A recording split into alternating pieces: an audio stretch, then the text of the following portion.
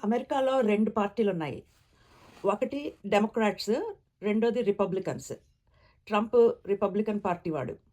ఇప్పుడేదో ట్రంప్‌కి యుద్ధం చేయాలన్నట్లు, డెమోక్రాట్స్‌కి యుద్ధం అంటే ఇష్టం లేనట్లు నటిస్తున్నారు కానీ, 2 పార్టీలకి, అందరు పొలిటీషియన్స్‌కి ఇరాన్ మీద ఆధిపత్యం సంపాదించాలనే ఉంటుంది.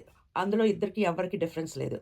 కాకపోతే కొందరు ఇప్పుడు అర్జెంట్‌గా యుద్ధానికి వెళ్ళాలని, ఇదే మంచి టైం అని, మిగిలిన వాళ్ళు ఇప్పుడు మంచి టైం కాదు, కొంచెం వెయిట్ చేయాలి అని, అంతేగాని లేకపోతే అందరికీ ఇరాన్ అంటే పడదు.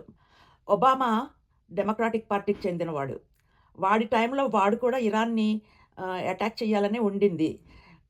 కానీ యుద్ధం బదులు ఆంక్షలు ఎక్కువ చేద్దాము అనుకున్నాడు. అలా చేద్దామని ట్రై చేశాడు.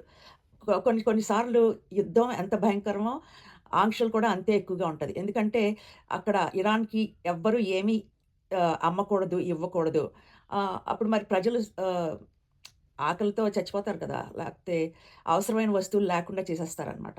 సో, ఒబామా ఏంటంటే యుద్ధం కంటే శాంక్షన్స్ అంటే ఆంక్షలు బాగా పనిచేస్తాయని అనుకునేవాడు.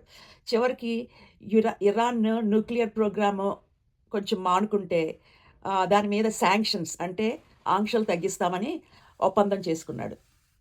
అందరికీ ఇరాన్ మీద ఇదే.